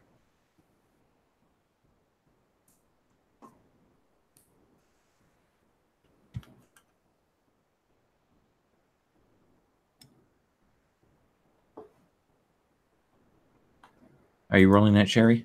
Oh, I am. Okay. Yes. Oh, I'm Who's sorry. rolling? I thought he was rolling. Who's rolling the tinker? Oh, I don't know. Am I helping Esta? Yeah. If you want, or she can help Okay, you, yeah. whichever way. No, it's Esta's idea. I like the idea of me helping Esta. Okay. Okay. So I don't have Tinker. I just was happy to have that thing. But okay. So you get a dice from Bajan, and if you want to spend stress, you can get another die. Yep. I will do that. Okay. Or I can offer you a devil's bargain. I don't think we need one yet. Thank you, What? though. You always are need very devil's bargain. kind. Yes. Okay, so I'm going to roll this. And this is risky or I think control? now that you guys are... Oh, no, this is a flashback, so it's just risky and standard. Okay.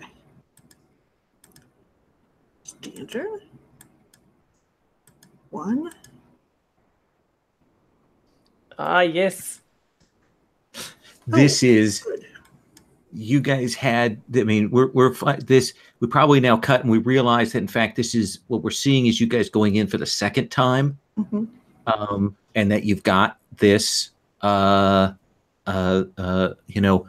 funeral invite. So it seems to me that our social connection is this seneschal, this butler. Yes. Yes. Okay, so that sounds like maybe we want to go to an approach roll. Yeah. And so are we just gonna try to sway him over to like, sounds like you need a new lord, and we would be happy to be lords of you. Or intimidate him in that fashion. Yeah. I guess what it is we would go, you need someone to provide a presence, an active presence of him, or something like that. I think that we could offer that for a cut of the run, or, essentially what's going on. All right. So it seems to me that this is neither particularly bold nor particularly complicated. Okay. Well, how can we make this reckless? I'll start a vicious I'll start a vicious rumor about how the guy upstairs' nickname is Yummy Mummy. I think this will definitely expose a vulnerability. Okay. So that's an extra die. Do you think you have any friends or contacts that provide aid to you in this? Does anybody have anybody that is able to assist? I have a factory boss. So How do they assist? I don't think they would. Okay, well then we'll move on. Yeah. Come on, you guys got to have somebody you can bring in, swing in for the cool. Sure. I have someone. My friend who's the explorer, when he goes out, I can have him listed this guy as one of his, or offered a list of as one of his patrons for the dig. And essentially they'll have to pay him a little bit of money to cover that. And essentially we'll make him a patron of the sciences and the arts. Okay. So that seems like another die. So that's 3 dice for the engagement roll. It looks to me like there's almost no chance that you guys could fail. Right. So how do we roll that? I think Tyler gets to roll 3 dice. I can't remember. Is there an engagement roll? Yeah, there's one on the crew sheet. Oh, yeah. If you go on the crew sheet, there's a roll engagement. Okey-doke. Roll engagement. You'll be rolling 3 dice. Yes. All right. Woohoo. Are you kidding me? Oh, awesome. So they're a little nervous, and there is that bit when you first kind of start hitting around and produce the that you guys are clearly here pushing. How is it that you guys have dealt with like the potential guards? Like they have footmen and things that how is it that you guys got past them? Well, I would like to make something clear. The new ritual that I bought was called Doorway of Sieves. Essentially, I can block a doorway to one group or make a doorway allow only one type of group through. So I would simply block the door to the guards. And so you're in a control position. I imagine that it's when the seneschal, the butler, comes into his study and sees you seated there, spinning the globe, smoking the cigars, drinking the bandry. My eyes, like I'm so sad because Uncle Yummy Mummy has passed away. Who this portion of the house is not permitted to guests. But we're not guests, we're family. I do not recognize you. We will demand to be allowed to see our beloved uncle, even though it's clearly that he's not our uncle. Can I spend a point of stress to make an inanimate object, which is the door handle to the bedroom, just turn and open on its own accord? Oh, okay. So this is the study that's outside of the bedroom, and there'll be that.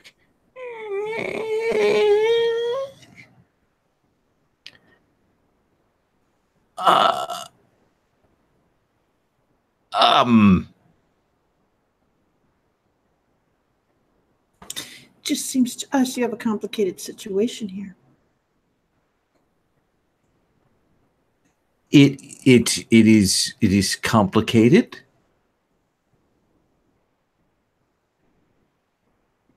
Who precisely are you? I do not believe you are Mehram's family.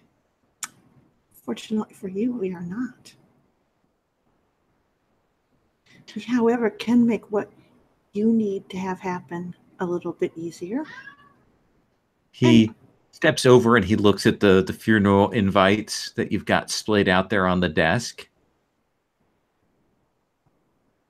It's just, if these were to go out,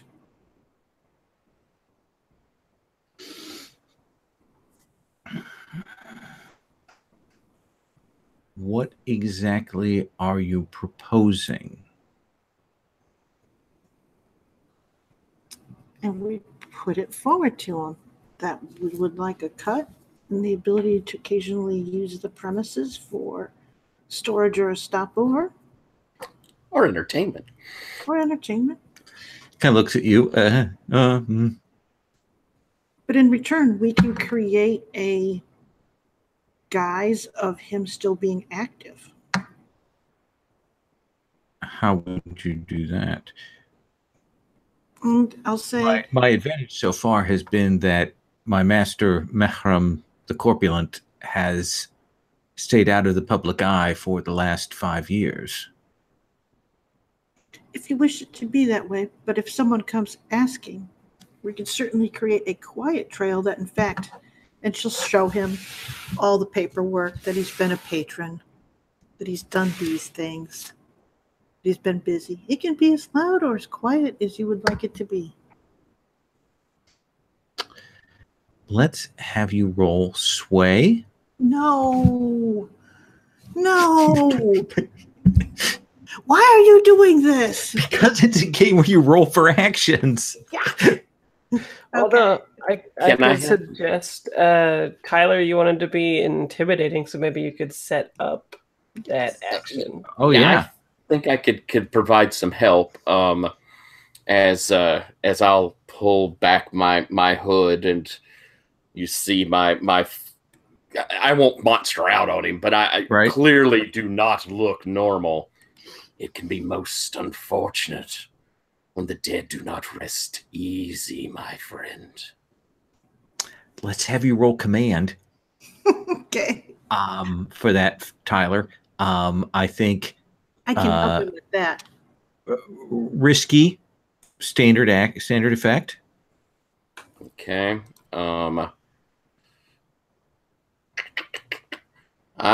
You say you're helping me, Sherry? Yeah, I have that skill. Well, no, he's doing this to help me? you. Oh, Yeah. okay. Oh, okay. Keep getting me mixed up. That's okay. I am not getting any extra die. Oh, fudge. So,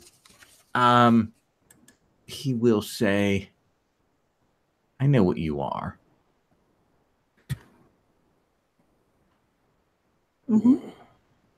And he kind of, that clearly doesn't bother him. Like, maybe he's had some dealings with this before. And he's an old butler. He's seen a lot. He's hard to shake. You know what I mean? Gotcha. He's kept his composure throughout this where lesser men might have cracked. I'll still stare at him meanly, but Can't back down. Okay, so then I should attempt a command roll to see how well this goes. This is sway Sway. Okay. or command. I'm good with either way you want to do it. I would prefer command. Then do command. You're going in his face. Okay. And I'll help as well. Okay. How are you helping? I'm With your helping. swinging the door back. Ooh. Yeah, maybe. I actually like that a lot. Maybe I make it close like unnaturally. Like now he's getting a sense that there's a Rakshasa here. Maybe the ghosts have been summoned. Maybe somebody's doing something spiritual. Okay.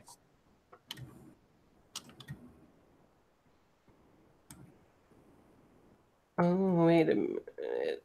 I have something terrible. So now, Sherry, Yes. this is because of the way the engagement roll worked. This is controlled, standard. Okay. And then I get to add 1 die. Yes, for Fraser's assist. Okay, and then I'll add 1. I will add spend the stress. Yeah. Woo. Okay. That was worth it. I just kind of go, things are getting maybe a little bit more loud than you realize.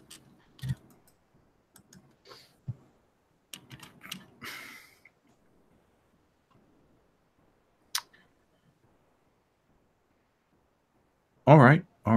We can do that. If you can provide me logistical support in this, I'm certainly willing to provide you a cut of the profits. And if you need a place to conceal things, that's not a problem. We can certainly work that out. There is plenty of space on the grounds for everyone. Excellent. Drink? Anyone? I'm going to have one. And he pours himself a big stiff drink. Very nice vintage there, sir. Only the finest. I'm calculating at the rate we have, I have another 2 years before we'll have emptied the master's wine cellar. She sort of stops and says, if it's worth it, you can keep it going. So we can get you lined up with sources. Eventually, I feared tonight was the end. This is not a sustainable operation. Eventually, someone will blab, but I've tried to keep it tight and intimate with the servants that I know. But of course, I've had to draw on servants from other households to supplement. You've done pretty well so far. She goes, look into it, see if we can help. And so what is it that you're pitching him that you can bring to the table, Esta? We can provide just enough sort of small little things that would look like Marone's, essentially this guy is still occasionally doing things. Mm-hmm. It's just that it's very like, a letter gets sent, a small patronage, a letter to an editor, whatever. Those guys look at his past, make those things continue to happen, right? Okay. But the other thing is that we can actually get him supplies, make it sustainable in a sort of low-level way of bringing some cheaper alcohol in to spread out the thing, and find some girls that for this would be a good situation for them, that they aren't servants in other households, but that this is their job, that kind of thing. And Fraser, what are you going to be able to bring to the table? Yeah, I was thinking it might be interesting if I could use Ghost in the Machine to actually animate him. Do you think you could? I don't know. That might be a long-term project or something. Yeah, no, I like that as a long-term project. Essentially, creating a weekend at Bernie's device for this. Yeah, like studying his body or something like that, enough to be able to essentially like animate all of it or half of it or something, so that at one point when the operation is getting thin, he suddenly makes a public appearance or something like that, or just shows his face out in the rooms when the cleaning staff are scurrying by or something. Oh, maybe make a simulacrum. Is that the way that you say it? Someone that looks a lot like he would at this age? Oh yeah, that might be easier. A big puppet that you can animate. I like it. If it's possible. Yes, I take up whittling. And what about you, Halal? What do you add? Wow. I guess I'll tell you what, I have an idea. I would love to hear your idea. He will say there is one other matter that I've been putting off.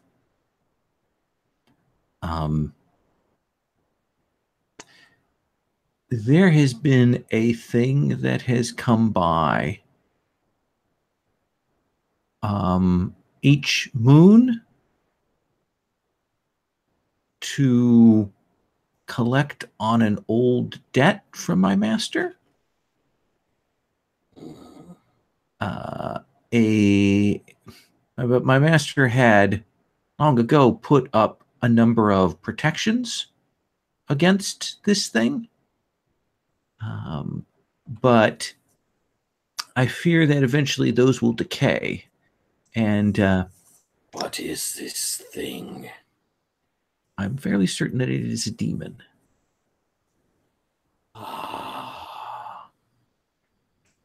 Perhaps then putting it away where it belongs. That would be good. I have avoided speaking with it. Wise of you. If you could deal with that, that certainly would go a long way towards making sure that the operation is stable. Yes, I shall look into this. And he's willing to make a cut with you guys. He'll pay you a chunk up front, and then it will act as your cover operation. That essentially because he needs to move some of the goods from the household out of the black market. You've got your little antique place. He uses that to help you, have nice things to sell. And so it all works out. Everybody's happy. There's a demon in the mix, but other than that, everybody's happy. So we ended up with a devil's bargain, whether we wanted one or not. We haven't bargained with the devil yet. Yeah. I'm thinking, is it the same as in Blades when people die? They're like ghosts or in their bodies and all that kind of stuff? That is an interesting question. So here, what happens is when you die, your ghost pops out and it gets pulled into the fire in the middle of the city. Oh. There's that giant flame that's burning, this great pillar of fire that actually at night, when they want it to be darker, they actually lower these great metal things over it. And in the morning, they're white hot, so they have to pull them back, and then the flame comes out. Ghosts get pulled down there and incinerated. Oh. Unless you do something like this guy did, and his ghost is in a spirit bottle by his bed. Oh, okay. Maybe I'm a little bit reckless and I swipe it. Okay. Just happen to pocket the spirit bottle? Yes. And I replace it with one of my own. I have ectoplasm vials. Yep, that could pass for it. The ghost is electroplasm when they come out. They are that. Yeah, spirit bottle is electroplasm. Cool. I'm good with either one of those. Yeah, so I just have some other spirit juice in there or something. Yeah. So I think that we will go to end of session then. Cool. We'll do the eeps, get that worked out, and then we can start again with downtime next time. So let me do the little sidebar. So now you've got a cover op, and let me look at the. I always have to find the right section of this crew. So many sections. And I won't be with us next time, but we'll be here for the last. Oh, good. How about, does it seem like 6 coins is a good payout? That's a good standard in addition to the getting the cover op. I'm going to say that this is This has been smooth and quiet. No one was killed this time. So I think that you'll actually, because of your just passing through, you're actually going to go down to 4 heat.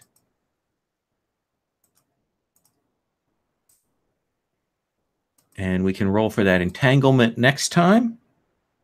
Do you guys want to split out the coin 2 each, or do you want to put any in the vault? I would like at least one to have in my pocket. Okay. Yeah, we could each take one and then put the rest in the vault or something. What do you think, Sherry? You're muted, my love. I said, that sounds very nice if you put one in, and I'll put my 2 in since I still have a coin. Okay. It's kind of started back. So you guys are developing your reputation, a successful operation. I don't think above your current station. So you guys are going to get an advance. We will figure that out, the choice on that next time. It does mean that you all get 3 added to your stash. Oh, nice. To our personal stat, what do you... So on your sheet, if you look at your character sheet, you have sort of 2 different tracks. You've got your coin, which is the little thing that says coin, and it has 4 boxes. You can only ever really carry 4 coin worth on you. The other thing is stash. Stash is what you put into to try and build up your reserves, so that when you get like zoned out or knocked out or retire, each one of those levels determines how nice a life you live after that. Oh, okay. Cool. So adding 3 to your stash is quite nice. You can take that out if you need coin, but for every 2 stash you take out, you get 1. So it's a real losing game doing that. Cool. And next time we can talk about what you would like in terms of build-up. You'll get 2 picks from the sheet in upgrades and so on. We'll figure that out. So let's do EAPs. Just to ask real quick, just because of where it might happen in the XP, I have maxed out prowess. Should I spend that immediately so that if I had, well, I guess I would have had a desperate earlier, it would have been already been in there, right? Yeah, you would spend it, and then you carry over. Nothing gets lost. Okay. So, Sherry, let's look at your XP. What is your XP trigger? Did I address a challenge with planning or teamwork? I would Did say, you? yeah, sure. Tried to figure out what was going on with that place where the soldiers were going. A little or a lot? I arranged the invitations for the funeral, and we surveyed the place, and we kind of discussed how we wanted to do things. I don't know, a lot. That's kind of what I do. I'm being very liberal about what a lot means in this game. I will take it. I will take that a lot. Because we're in a short-term thing. So I'm being super liberal. Okay. Because of that initial thing we had with Maria. But that's a whole other thing. Okay. Did you express your beliefs, drives, heritage, or background? Of course I did. So I think that essentially my drives are is that it's all for the group, and the group takes care of themselves. She's very much about having a place for herself, but she also wants everyone else to have a place for themselves. Okay, I like that. I'll give you a point for that. You don't have any vice or traumas. Excuse me, I have a vice. I just didn't have any issues with it. Fair enough. Okay. Which gives us a good cut over to Bijan. Hello, I'm reckless. Bijan, did you have how did you do with your playbook specific XP trigger? Address the challenge with technical skills or devices. Definitely did with the house thing at the end. Yeah. I think the only time we saw technical skills though would be when we did the flashback with. Oh yeah. With Sherry's character. So maybe? I'll give you 2 points. Yeah. Beliefs drives heritage or background. The heritage stuff for sure, and background. What is my background? My background is trade. So I think mostly background with the my cousin studying. And we had that nice bit where you talked about how the gang is respecting you and how that's playing in. So I think another point for that. And my belief about halal changed as well. Oh yeah, nice. The physical. And then you certainly pushed on the reckless, so I'll give you a point for that. Yeah. Cool. And then Tyler, playbook specific XP trigger. Did I address challenge to stealth or violence? I felt like I at least did some of the stealth when we were figuring out and going out and looking. I don't know if I did. There certainly was no violence. I don't know if I did a lot. I don't know if I did 2 points worth. I think a point worth. Yeah. Beliefs drives heritage or background. I think so. I think we addressed kind of with me and Fraser my unnatural state. I did it with the butler again, so I feel like I kind of played with that. Yeah, definitely. And I'm going to give you a point for that scene with your wife and you and me. You letting me throw in that sort of soft move curveball, but you played with that, so I think that's worth a point. Thank you. All right, and so we'll take up next time with downtime and figuring out where you want to go from there. I hope we'll hit some of the NPCs next time, and we'll see you in 2 weeks then, Tyler. And XP can go into the stat ones or into playbook, and they're still 1 for 1 either side. Absolutely, yeah. Okay, cool. And in fact, let me look here. Mastery is, yeah. So it would take you a couple of advances to be able to get the thing to. Oh no, actually, one of the things is you can take advances to increase your training with things on the crew. So we may want to look at that next time, and if we decide that you guys have built a training area for resolve or the playbook, and we can work that out. Any questions about that? Okay, I think we're good. Let me check and see who we have in next session. I'm going to look at the little list here. We got 2 more weeks here in May, and then we're into June. Which point it gets crazy. So Wednesday. I just want to check here. It gets crazy in June because you're running it more, or because of Origins. Makes things a little crazy. So we should have Maria next time, and I'll check with Asher. He's 4th on the list. So I'll see whether he'd be ready. If not, I'll check with Darren and some of the other people, or I'll open it up. So we'll get that set. But it's definitely Sherry and Fraser at least returning, and then we'll have you in 2 weeks, Tyler. Cool. Yeah. All right. I'm really glad that we had that scene with me healing you. Then, if you're not going to be here next week. Yeah, I am too. I thought that was a really nice scene. Yeah, there's actually a lot of good stuff. I like when we can make interesting bits outside the procedural stuff, where we can get that free play things. One of the things I need to do, really honestly, is sit down and watch your Hack the Planet games, Fraser, and see how you're handling things, and watch that, because I haven't had a chance to do that, and I would like to. So to get how you're doing that, and how much you've changed the rules. Yeah, well, yeah, it's interesting how much the game can be changed from who's running it. Like, actually, an even easier one to watch, even for you, might even be Mark Truman's game. Oh, okay.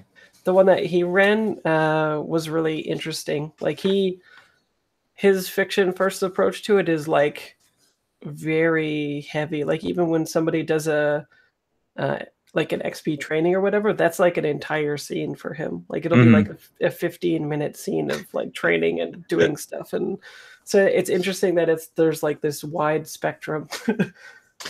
Yeah, and it's especially interesting because we've got the structure of having multiple online sessions. I did a lot more of that for those training and stuff in the first couple of sessions. But for me, I'm here all the time, so I don't want to hit that drum too much.